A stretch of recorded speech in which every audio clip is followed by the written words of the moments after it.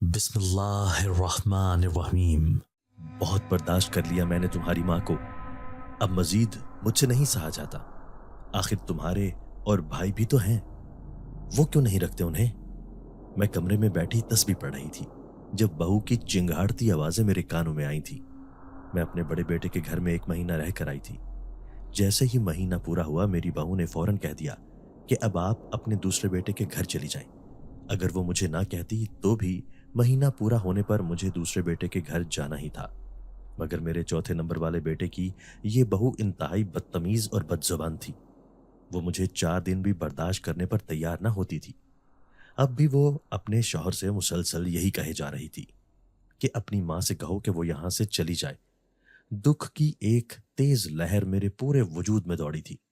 ماضی کی تلخ یادیں میری آنکھوں میں آنسوؤں کے ساتھ ذہن میں آنے لگی۔ میرا نام بختاور ہے۔ میری ماں نے نہ جانے کیا سوچ کر میرا نام بختاور رکھا تھا۔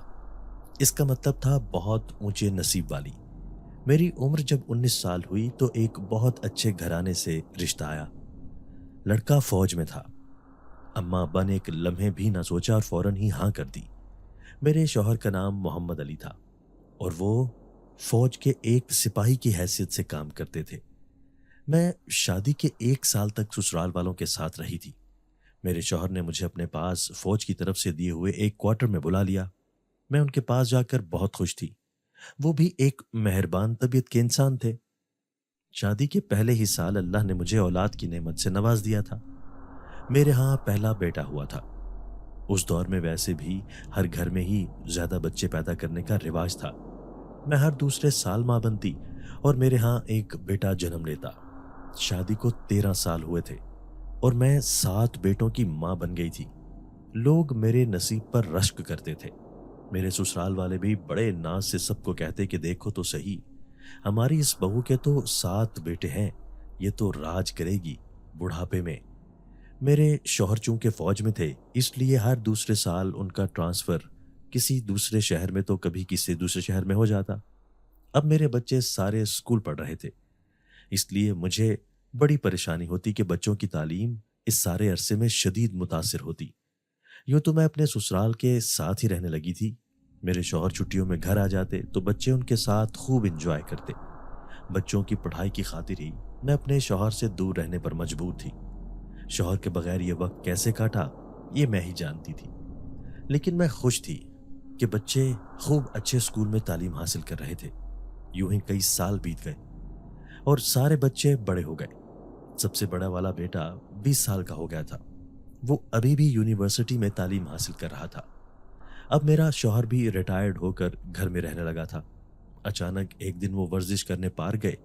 واپسی میں جیسے ہی گھر آئے تو انہیں ہارٹ اٹیک ہو گیا، جو ان کے لیے جان لیوا ثابت ہوا اور تھوڑی ہی دیر میں ہسپتال جا کر دم توڑ گئے۔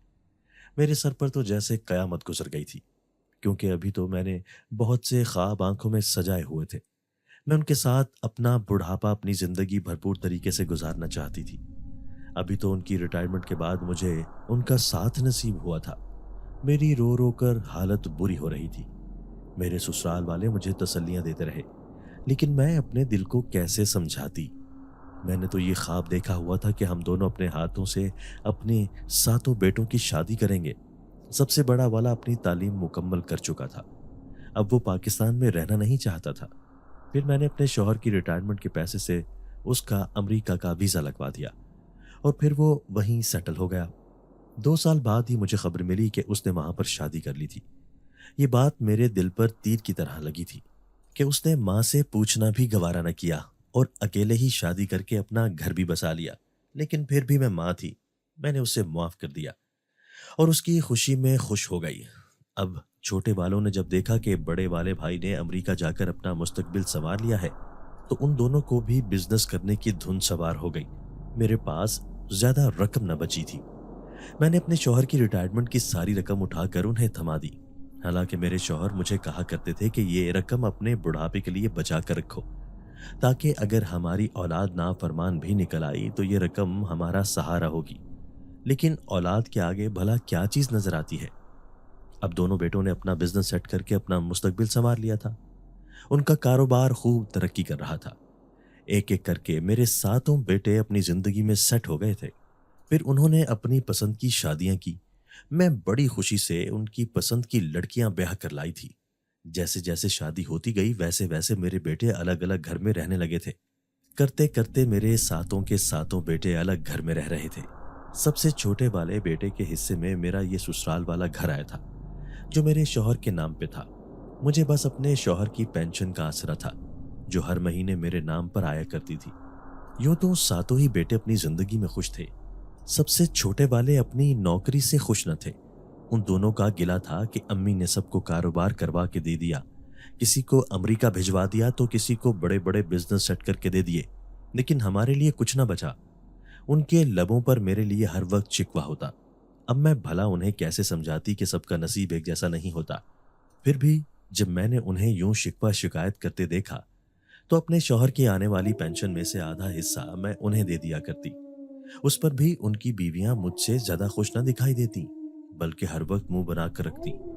मेरा बड़ा वाला बेटा अमेरिका गया था, आज तक वो वापस ना आया था। उसकी बीवी इंतहाई शक्की मिजाज की थी। वो इसलिए उसे पाकिस्तान आने न देती कि कहीं वो पाकिस्तान आकर दूसरी शादी ना कर ले। यूं वो वहीं का होकर रह गया था। साल में एक आध बार उसका फोन आता तो वो मुझे अपनी खैरियत बता दिया करता था। अब मैं पोते पोतियों वाली हो गई थी, लेकिन मैं देख रही थी कि मेरी बहुओं को मेरा वजूद बर्दाश्त ना होता था। मैं जिस बेटे के घर में भी रहने जाती थी वहां मुझे सिर्फ धुतकार ही मिलती। सातों बेटों में से मुझे अपना सबसे छोटा बेटा बहुत प्यारा था, लेकिन मेरी बदकिस्मती थी कि उसकी बीवी ही सबसे ज्यादा बदजबान साबित हुई थी। वो मुझे एक लम्हा भी अपने घर में बर्दाश्त न किया करती। इन सब ने आपस में तय किया हुआ था कि हमारी माँ एक एक महीना सबके घर में रहेगी। यूं मैं अपना बैग उठाकर कभी उस बेटे के घर तो कभी उस बेटे के घर। मैंने सबके घर बनवा के दिए, लेकिन अपना घर बनाना शायद मुझे याद ना रहा। तभी तो बुढ़ापे की हालत में भी मेरे पास कोई ऐसा ठिकाना ना था जिसमें मैं सुकून से सर छुपा कर रह लेती। मेरी पेंशन आती तो मेरा छोटा बेटा फौरन ही लेने आ जाता, बल्कि वो मुझे खुद ही अपने साथ बैंक में लेकर जाता और वहीं से वो चंद पैसे मुझे थमाकर पूरी पेंशन हत्या लेता। मैं बीमार भी होती तो मेरे पास इतने पैसे ना होते कि मैं खुद ही डॉक्टर के पास जाकर दवाई ले आऊं। इसीलिए बेटों की मिन्नतें करती रहती कि मुझे डॉक्टर के जाना है, लेकर चलो। तभी किसी के पास टाइम ना होता तो कभी किसी के पास पैसे ना होते।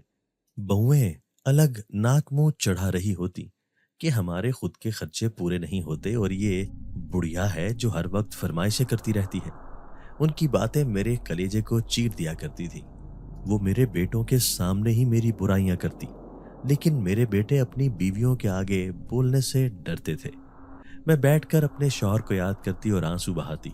मैं सोचती कि काश मैं उनके साथ ही इस दुनिया से चली जाती तो मुझे अपने बुढ़ापे की जिंदगी यूं ना गुजारनी पड़ती। फिर एक दिन हद हो गई।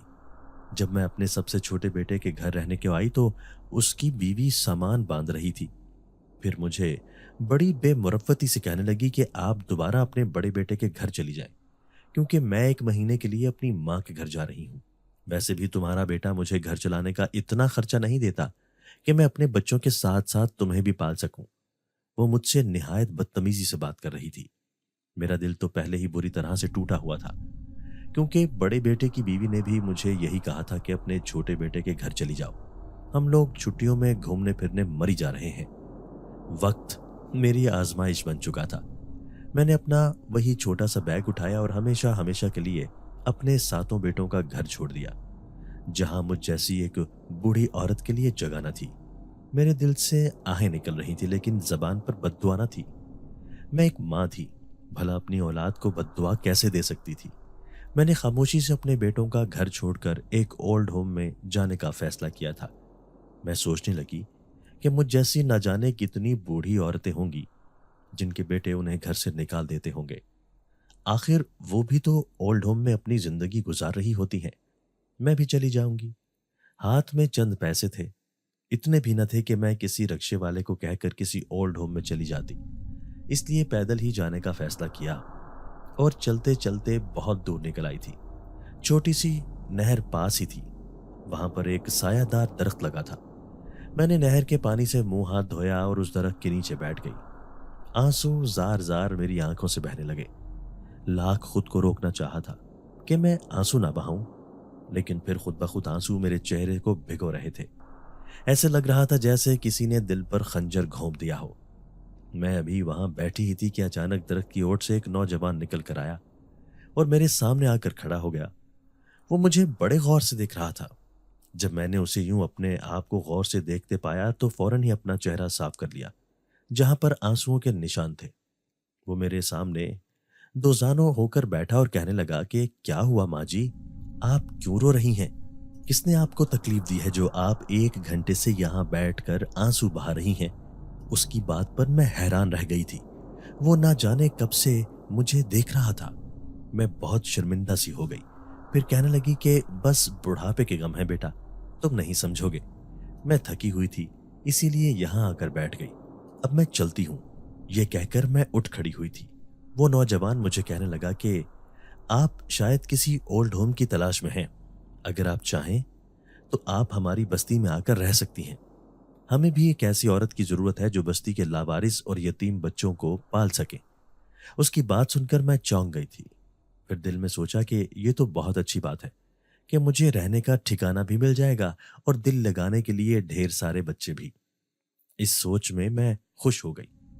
फिर फौरन ही उस नौजवान से कहने लगी कि ठीक है, वैसे भी दुनिया में मेरे इतने अपने हैं, लेकिन आज तक मुझे अपना आप तन्हा महसूस होता है। मैं उन बच्चों को पालने के लिए तैयार हूं जो लावारिस और बेघर हैं। नौजवान मुस्कुरा दिया, फिर कहने लगा कि आप मुझे एक मेहरबान खातून मालूम होती हैं, जभी तो मैंने आपसे ये बात कही है। चले आए मेरे साथ, मैं आपको अपनी बस्ती में लेकर चलता हूं। ये कहकर वो मेरे आगे आगे चलने लगा। अब मैं सर झुकाकर उसके साथ जा रही थी। दिल में खुशी थी कि अल्लाह एक दर बंद करता है तो 100 दर खोल देता है। आज ये बात सही साबित हुई थी। काफी दूर तक पैदल चलती रही। थकन से वैसे ही बुरी हालत हो रही थी, लेकिन मैंने हिम्मत न हारी। बराबर उस नौजवान के साथ चलती रही। ये घना सा जंगल था जिसके आगे एक अजीब सी बस्ती थी। पूरा इलाका रेतला था, लेकिन छोटे छोटे घर थोड़े थोड़े फासले से बने हुए थे। मौसम भी गर्म था, इसलिए गर्म लू के थपेड़े चेहरे को छू रहे थे। फिर वो नौजवान मुझे घर की तरफ ले गया, जो उन बस्ती के घरों से सबसे बड़ा बना हुआ था। मैं जैसे ही अंदर दाखिल हुई तो ये देखकर हैरान रह गई कि वहां पर 20-25 के करीब छोटे छोटे बच्चे खेल कूद कर रहे थे। वो सब इस कदर शोर मचा रहे थे कि मेरे कान के पर्दे फटने को थे। तभी एक बड़े से घर के एक कमरे से एक लंबा चौड़ा शख्स बाहर आया। उसने काले रंग का अजीब सा चोला पहना हुआ था। उसे देखकर मैं खौफजदा हुई, क्योंकि उसकी आंखें बिल्कुल सफेद थीं। उसकी आंखों के काले डेले गायब थे। वो मुझे देखने लगा। तभी उस नौजवान ने उसे इशारा किया तो अचानक से ही उसने अपनी नजरें झुका ली। फिर वो नौजवान उससे कहने लगा कि जाहिद, मैं इस अम्मा जी को यहाँ लाया हूँ। देखो, ये इन सारे बच्चों की देखभाल करेंगी। ये एक मेहरबान खातून मालूम होती है। मुझे पूरी उम्मीद है कि ये हम बस्ती के रहने वालों को मायूस नहीं करेंगी। हमारे बच्चों की ऐसी परवरिश करेंगी जैसे ये इनके अपने बच्चे हों। वो बड़े एतमाद से ये सब कह रहा था, जबकि मैं कुछ परेशान सी हो गई थी, क्योंकि वो बच्चे निहायत शरारती और शैतान लग रहे थे। फिर उनके कहने पर मैं एक कमरे में चली गई। वहां पर साफ सुथरा बिस्तर बिछा हुआ था। ठंडी ठंडी हवा के झोंके खिड़की से आ रहे थे। अभी मैं मुंह हाथ धोकर उस बिस्तर पर बैठी हुई थी कि वही नौजवान हाथ में खाने की ट्रे लेकर चला आया। मैंने खाने को देखा तो हैरान रह गई। इसमें लजीज खाना सजा हुआ था। मैंने इतने दिनों से कोई अच्छा खाना ना खाया था।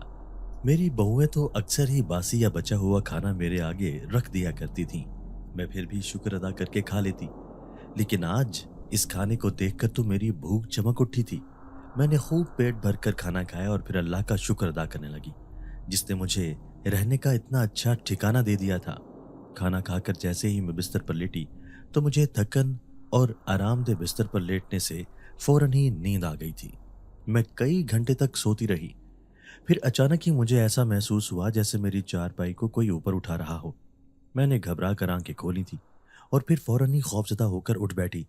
वो सारे बच्चे मेरी चारपाई के इर्द गिर्द जमा होकर मेरी चारपाई को ऊपर उठा रहे थे।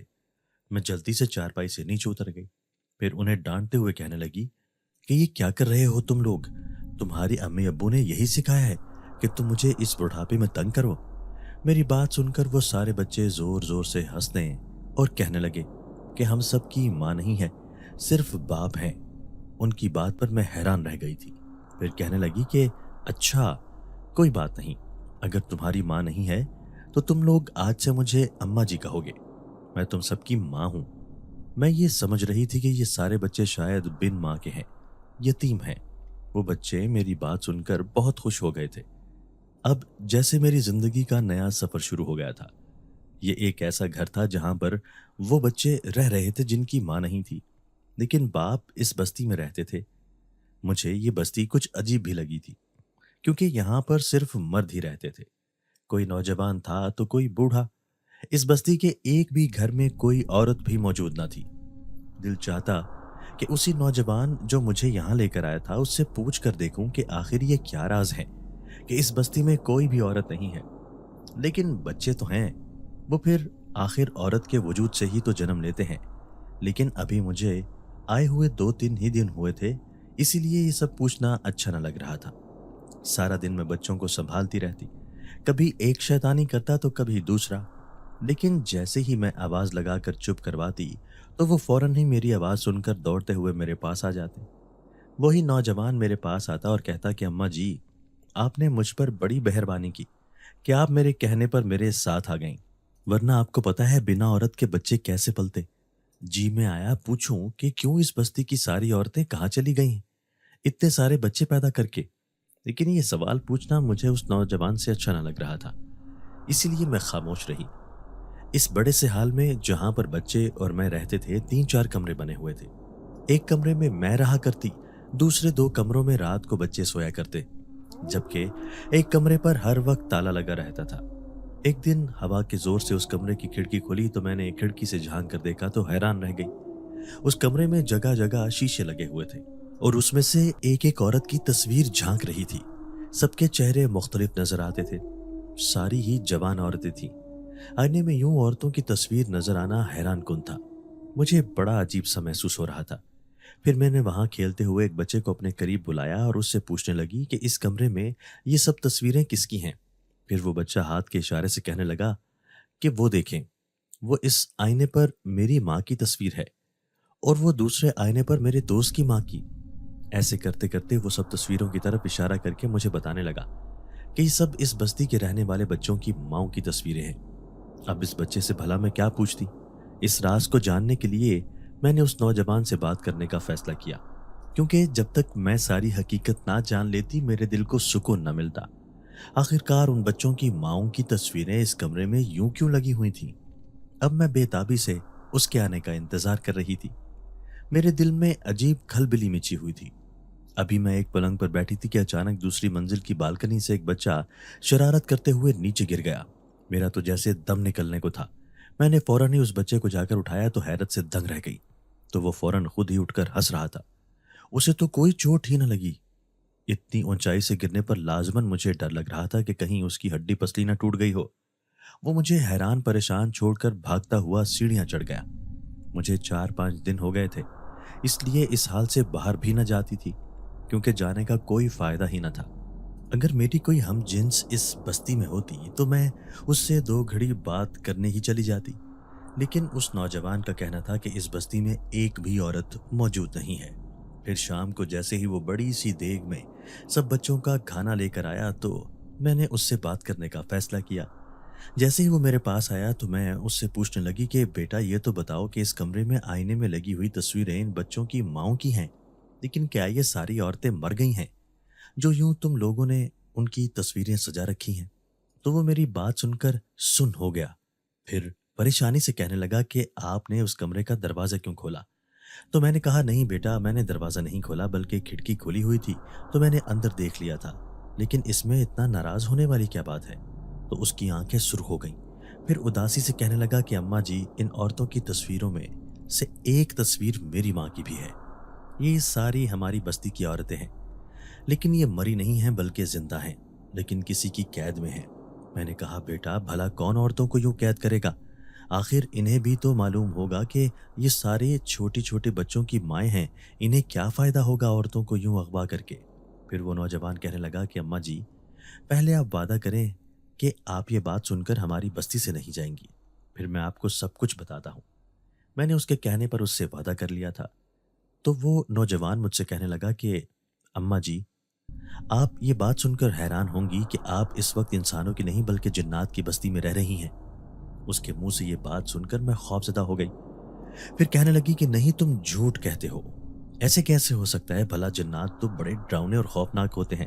تو وہ یقین سے کہنے لگا کہ نہیں اماں جی، ہم بھی بہت ڈراؤنے اور خوفناک ہیں، لیکن ہم عام حالات میں انسانی شکل میں رہنا پسند کرتے ہیں تاکہ کوئی ہمیں دیکھ کر خوف زدہ نہ ہو، اور پھر آپ ایک انسان ہیں، اس وجہ سے ہم آپ کے سامنے اپنی اصلی حالت میں نہیں آنا چاہتے۔ اب تو میرے چہرے کی رنگت ہی پیلی پڑ گئی تھی۔ پھر وہ نوجوان مجھے بتانے لگا کہ اپنے قبیلے کے سردار کے کہنے پر ہم اس سنسان جگہ پر آ کر بس گئے تھے۔ پھر دھیرے دھیرے ہم نے یہاں پر پوری جنات کی ایک بستی بنا لی۔ ہم اپنے گھروں کے ساتھ یہاں بڑے عیش و آرام سے رہ رہے تھے، لیکن برا ہوا ہماری قسمت کا جب ایک شیطانی جنات جو کہ اس قبیلے کا ہزاروں سالوں سے دشمن تھا، اسے خبر ہو گئی کہ ہم یہاں چھپ کر رہ رہے ہیں۔ ہم اس سے ہرگز نہ چھپتے اگر جو ہمارے ساتھ ہمارے بچے اور بیوی نہ ہوتے۔ انہیں معلوم تھا کہ ہمارے بیوی بچے ہماری کمزوری ہیں، اس لیے وہ ہمیں کمزور کرنے کے لیے ان پر حملہ کرنے کا ارادہ رکھتا تھا۔ ہمارے سردار کو بھی اس کے ناپاک ارادوں کی خبر نہ ہوئی تھی۔ یہاں کے رہنے والے سارے ہی جنات نے اپنا گھر بسا لیا تھا۔ سب کے ہاں ہی ایک ایک بچے نے جنم لیا تھا۔ میں اپنی ماں کے ساتھ رہتا تھا۔ ابھی تک میں نے کسی جنزادی سے شادی نہ کی تھی۔ ہماری یہ جنزادوں کی بستی دن بدن بہت ترقی کر رہی تھی۔ ایک ایک کر کے ہمارے قبیلے کے جنزادوں میں بہت اضافہ ہو رہا تھا۔ ہم چاہتے تھے کہ جلد ہی ہماری نئی نسل جوان ہو جائے اور یوں ہمارا قبیلہ جنات کا سب سے طاقتور قبیلہ بن جائے، لیکن وہ شیطانی جنزاد اس سے پیچ و تاب کھا رہا تھا۔ پھر اس نے بدروحوں اور خطرناک چڑیلوں کو اپنے ساتھ ملایا اور ان کے ساتھ مل کر ایسا خطرناک عمل کیا کہ ایک رات ہم سب بستی والے سوئے تو اٹھ نہ سکے۔ اس نے اتنا خطرناک عمل کیا تھا کہ ہم اس کے عمل سے 3 دن تک سوتے رہے۔ اسی اسنا میں وہ اپنے قبیلے کے شیطانی جن ذات کے ساتھ آیا اور ہماری ساری عورتوں کو اٹھا کر اپنے ساتھ لے گیا۔ ہم پورے 3 دن تک سوتے رہے۔ پھر جب اٹھے تو ہماری اس پوری بستی کی عورتیں غائب تھیں۔ ہمارے جنزاد بچے اپنی ماؤں کو یاد کر کے بری طرح رو رہے تھے۔ میں بھی شدید غمزدہ تھا کیونکہ وہ جنزاد میری بوڑھی ماں کو بھی اپنے ساتھ لے گئے تھے۔ پھر ہم سارے جنزاد روتے روتے سردار کے پاس گئے تو وہ بھی پریشان بیٹھا تھا کیونکہ اس کی نوجوان بیٹی کو بھی وہ جنات اپنے ساتھ لے گئے تھے۔ اب ایک طرف تو ہمارے بچے پریشان تھے تو دوسری طرف ہمیں اپنے پورے قبیلے کی حفاظت بھی کرنی تھی۔ ہم نہیں چاہتے تھے کہ وہ دوسری بار کوئی خطرناک عمل کرے اور ہمارے بچوں کو بھی اپنے ساتھ لے جائے۔ اسی لیے جنات سردار نے فیصلہ کیا کہ ہمیں اپنے بچوں کی دیکھ بھال کے لیے کسی بوڑھی آدم زادی کو یہاں لانا ہوگا کیونکہ اسے بچے رکھنے کا تجربہ بھی ہوگا اور وہ آرام سے ہمارے بچوں کو سنبھال سکے گی۔ اس کی ذمہ داری سردار نے میرے سر سونپی تھی۔ اب میں پیدل چلتے چلتے ایک انسانوں کی بستی میں پہنچ گیا، لیکن مجھے کوئی ایسی عورت نظر نہ آئی جو ہمارے بچوں کو سنبھالنے میں ہماری مدد کر سکے۔ ابھی میں پریشانی میں کھڑا ہی تھا کہ اچانک میری نظر آپ پر پڑی۔ آپ نہایت پریشان اور اداس نظر آتی تھی۔ جب آپ یوں رو رہی تھی تو مجھے فوراً اپنی ماں کی یاد آ گئی جو میرے لیے ایسے ہی پریشان رہا کرتی تھی۔ پھر میں یہی سوچ کر آپ کے پاس چلا آیا اور جیسے ہی میں نے آپ کو یہ بات کہی تو آپ نے ایک لفظ کہے بنا فیصلہ کر لیا کہ آپ ان بچوں کی دیکھ بھال کریں گی۔ یہ بات مجھے نہایت خوشی دے گئی تھی، اسی لیے میں آپ کو لے کر اس بستی میں آ گیا تھا۔ مجھے معاف کر دیں، میں نے آپ سے سچائی چھپائی، لیکن میں آپ سے وعدہ کرتا ہوں کہ ہم کسی انسان کو بلا وجہ تکلیف نہیں دیا کرتے، اور آپ اگر خوشی سے ہمارے بچوں کو پالنا چاہتی ہیں تو پال سکتی ہیں، ورنہ میں آپ پر کوئی زور زبردستی نہیں کروں گا۔ وہ شرمندہ سا سر جھکائے مجھے کہہ رہا تھا۔ یہ حقیقت مجھ پر کھل چکی تھی کہ وہ کوئی انسانوں کی نہیں بلکہ جن ذات کی بستی تھی۔ مجھے اچانک ہی گھٹن سی محسوس ہوئی تھی۔ جب تک مجھے یہ معلوم نہ تھا میں بڑے آرام سے رہ رہی تھی، لیکن اب تو خوف سے میرا دل دھڑک رہا تھا۔ بھلا میں کیسے ان جن ذات بچوں کو پال سکتی تھی؟ دل میں خیال آیا کہ ابھی اور اسی وقت یہاں سے اپنی دنیا میں واپس چلی جاؤں، لیکن پھر سوچا کہ جب میرے اپنوں نے ہی مجھے یوں بے دردی سے دھتکار دیا تھا تو پھر ان کے پاس واپس جانے کا کیا فائدہ؟ یہی سوچ کر خاموش بیٹھی رہی۔ وہ نوجوان میرا چہرہ دیکھ کر پریشان ہو گیا تھا کہ میں یہاں رہنے پر آمادہ ہوں، تبھی خوشی سے کہنے لگا کہ اماں جی بس چند دنوں کی بات ہے، ہمارے سردار اور ہم سارے بستی کے جنزاد مل کر ایک ایسا عمل کر رہے ہیں جس سے ہمیں بے پناہ طاقت ملے گی۔ اس کے بعد ہم اس شیطانی سردار اور اس کے ساتھ رہنے والی بدروحوں اور چڑیلوں کو بآسانی مقابلہ کر کے اپنی بستی کی ساری جنزادیوں کو چھڑوا کر لے آئیں گے۔ میں نے اس کی بات پر سر ہلا دیا تھا۔ پھر کہنے لگی کہ ٹھیک ہے، جب تک میری ہمت ہے میں ان سارے بچوں کو سنبھالنے کے لیے تیار ہوں۔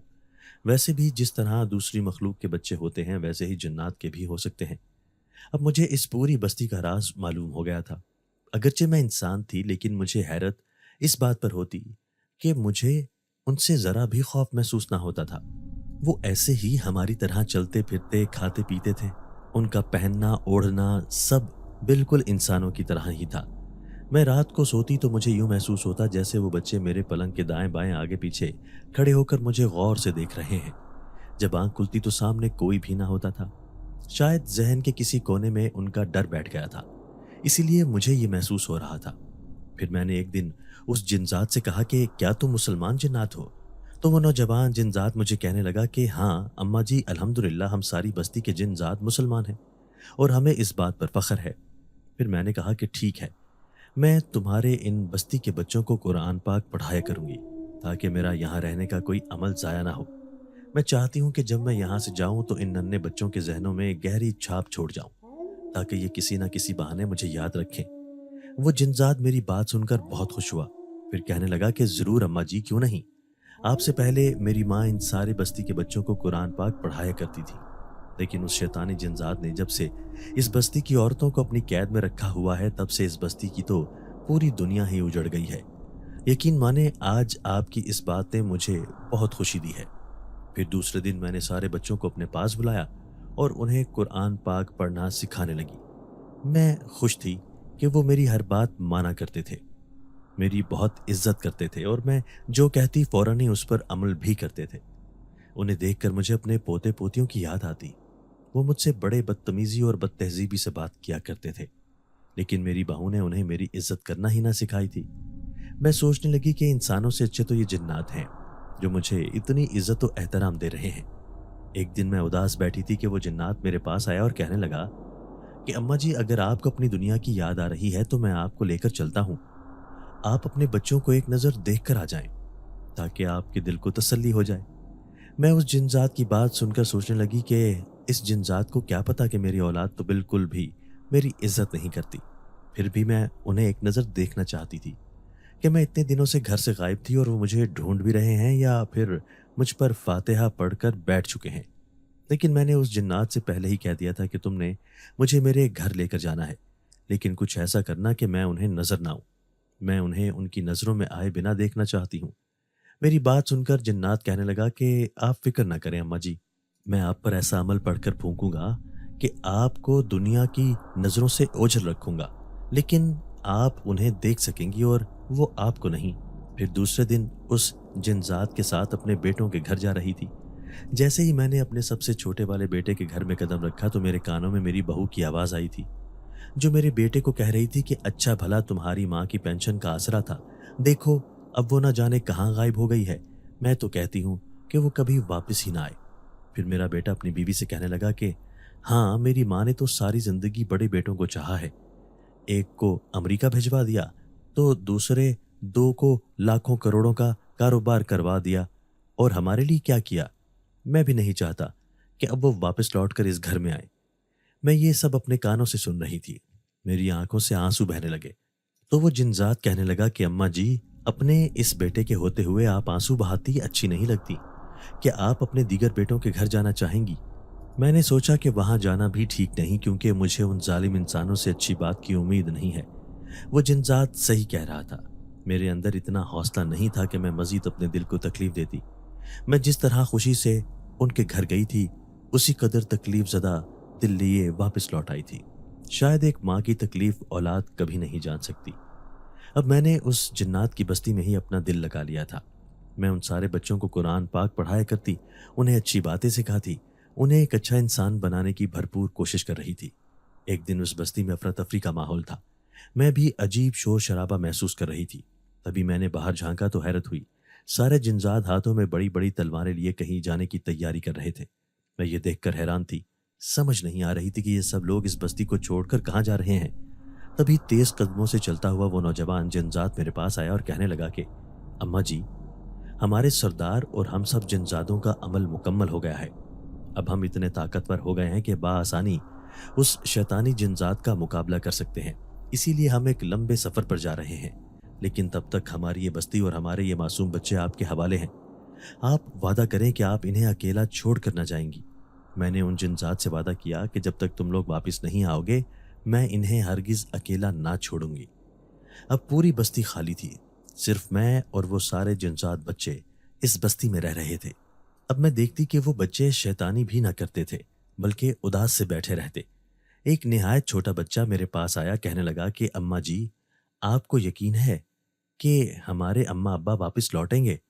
अगर उन्हें कुछ हो गया तो फिर हम किसके साथ जिंदगी गुजारेंगे? मैं उन्हें दिलासा देती कि ऐसा कुछ नहीं होगा। तुम लोग दुआ किया करो कि वो अकेले वापस ना आए, बल्कि तुम्हारी माओ को भी साथ लेकर आए। यूं कई दिन गुजर गए। मैं अकेली बूढ़ी औरत हम सारे बच्चों की जिम्मेदारी उठा रही थी। अगरचे मैं इंसानों की दुनिया से छुप कर यहाँ रह रही थी, लेकिन मुझे ये भी डर था कि किसी इंसान की नज़र हम पर ना पड़ जाए। उन बच्चों को अकेला छोड़ना भी खतरे से खाली नहीं था, क्योंकि उस जिनजात के कहने के मुताबिक इन बच्चों पर भी कभी भी हमले का खतरा था। और फिर उसका कहा सच साबित हुआ, जब एक काली अंधेरी रात को बहुत तेज बारिश हो रही थी। मौसम इतना खराब था कि खौफ के मारे मेरा दिल दहल रहा था। यहाँ पर एक भी इंसान न रहता था, बल्कि सिर्फ जिन्नात के बच्चे मौजूद थे। मैंने उन्हें कमरे में बंद किया और खुद दूसरे कमरे में आकर बैठ गई। मौसम की गरज चमक से दिल दहल रहा था। अचानक ही मेरे कानों में आवाज आई, जैसे कोई तेज तेज भागता हुआ इस बस्ती में दाखिल हो रहा हो। मैंने खिड़की से चेहरा बाहर निकाल कर देखा तो हैरान रह गई।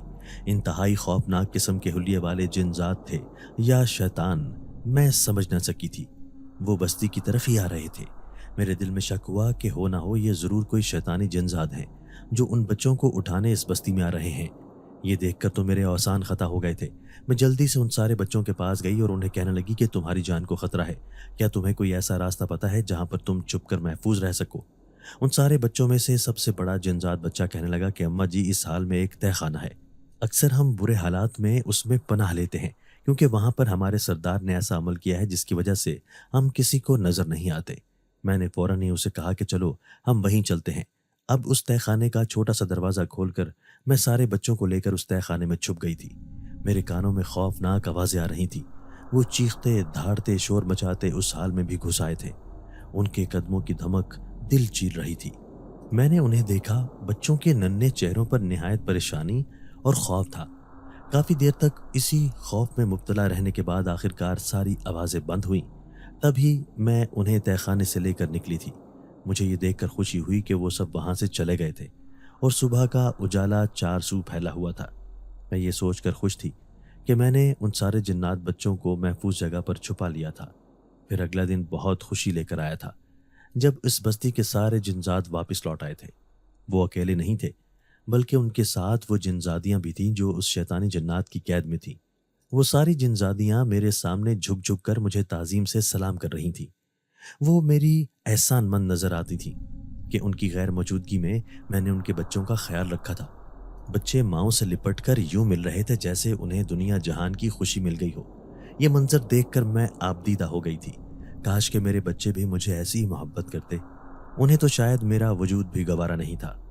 अब इस बस्ती की सारी औरतें वापस आ गई थीं, जो अपने अपने घरों में खुश रह रही थीं। इसलिए मैं भी वापस अपनी दुनिया में जाना चाहती थी।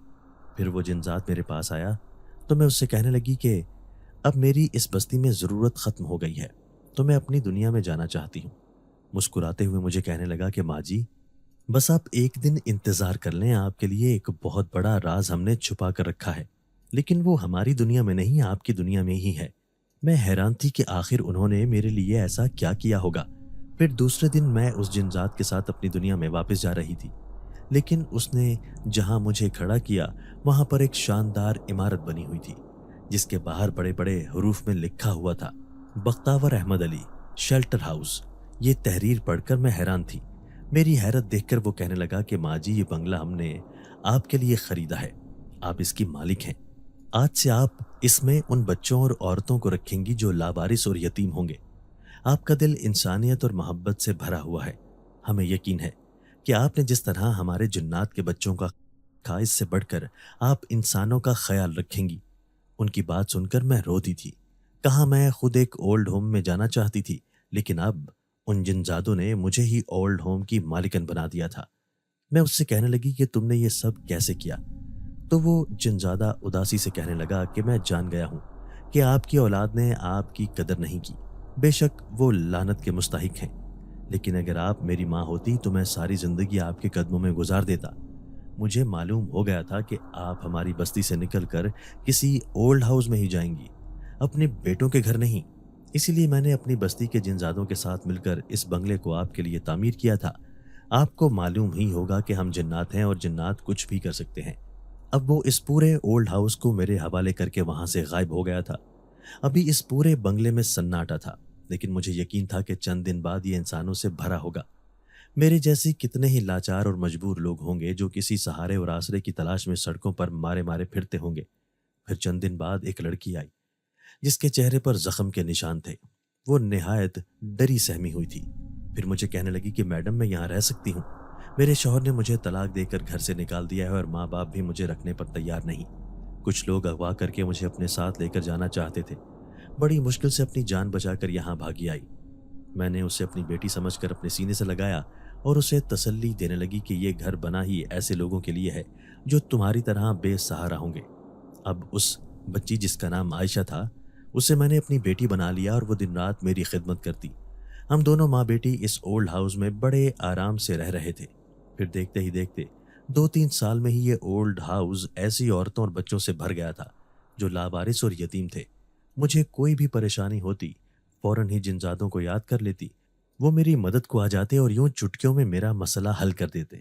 کئی بار دل میں خیال آیا کہ جا کر معلوم تو کروں کہ میری اولاد کا کیا حال ہے۔ پھر سوچا کہ ان کے پاس جانے سے اس دل کو زخم ہی لگتے ہیں، پھر کیا فائدہ جان بوجھ کر اپنے آپ کو زخمی کرنے کا۔ اگر میری بہو ہے مجھے اپنے پاس رکھ لیتی تو میں اپنے پوتے پوتیوں کو وہی شفقت اور محبت دیتی جو میں ان یتیم اور لاوارث بچوں کو دے رہی تھی۔ لیکن وہ تو مجھے اپنے بچوں کا دشمن سمجھتی تھی اور شاید اپنے آپ کا بھی۔ پھر ایک دن مجھے حیرت ہوئی جب عائشہ نے مجھے آ کر بتایا کہ اماں جی آپ سے کچھ لوگ ملنے آئے ہیں۔ میں ان سے ملاقات کرنے باہر گئی، سو حیران رہ گئی۔ میرے بیٹے اور بہویں مجھے تلاش کرتی ہوئی یہاں تک آ گئی تھیں۔ میں انہیں دیکھ کر ناراضگی کا اظہار کرنا چاہتی تھی، لیکن کیا کرتی، ایک ماں تھی۔ پھر کیسے ان سے منہ موڑ کر اندر چلی جاتی؟ اتنا سخت دل میرا نہ تھا۔ میرے بیٹے مجھے کہنے لگے کہ ہم نے آپ کو کہاں کہاں نہیں ڈھونڈا اور آپ یہاں اس بنگلے کی مالکن بنی بیٹھی ہیں۔ چلیں ہمارے ساتھ رہیں، ہم آپ کو اپنے ساتھ رکھیں گے۔ میری بہویں اور بیٹے بڑے لالچی نظروں سے اس خوبصورت بنگلے کو دیکھ رہے تھے۔ ایک بار پھر ان کی آنکھوں میں محبت کی جگہ لالچ اور ہوس تھی۔ پھر سب سے چھوٹے والا بیٹا کہنے لگا کہ کمال ہے امی، ابو کی پینشن کو آپ اندر ہی اندر جوڑتی رہیں اور یہ بنگلہ تعمیر بھی کروا لیا، اور یہاں ہم بھوکے مر رہے تھے۔ اس کے منہ سے یہ گھٹیا بات سن کر تو میرا بس نہ چل رہا تھا کہ میں اس کے منہ پر ایک زوردار تھپڑ لگا دیتی۔ پھر میں اس سے کہنے لگی کہ نہیں بیٹا، سب تم لوگ جیسے لالچی اور بدنیت نہیں ہوتے۔ میں چند ایسے لوگوں کے ساتھ رہنے لگی تھی جو نہایت پرخلوص اور محبت کرنے والے تھے۔ انہوں نے ہی میری زندگی کو تبدیل کر دیا ہے۔ اب میں اس بنگلے کی مالکن ہوں اور یہاں سے کہیں نہیں جاؤں گی۔ جتنی بھی میری زندگی باقی ہے میں یہیں گزاروں گی۔ وہ سب مجھے مجبور کرتے رہے، لیکن میں نے ایک بار پھر ان کے بدلتے چہرے دیکھ لیے تھے۔ ان کی فطرت میں بدنیتی اور لالچ لکھا تھا، وہ کبھی نہیں بدل سکتے تھے۔ پھر انہیں دو ٹوک جواب دیتی ہوئی میں اندر آ گئی تھی۔ اپنے کمرے میں آ کر آنسو بہانے لگی۔ سوچ بھی نہیں سکتی تھی کہ میری اولاد اس قدر گھٹیا نکلے گی۔ کاش لوگ بیٹوں کی پیدائش پر خوش ہونے کی بجائے یہ فکر کریں کہ وہ بڑھاپے میں وفادار نکلیں گی یا نافرمان۔ اس اولڈ ہاؤس میں سب میری بہت عزت اور احترام کرتے ہیں۔ مجھے ماں جی کہتے ہوئے ان کی زبان نہیں تھکتی۔ میری بیٹی عائشہ تو اپنی جان سے بھی زیادہ میرا خیال رکھتی ہے، اور میری بیٹی نہ ہونے کی کمی اس نے میری زندگی میں آ کر پوری کر دی ہے۔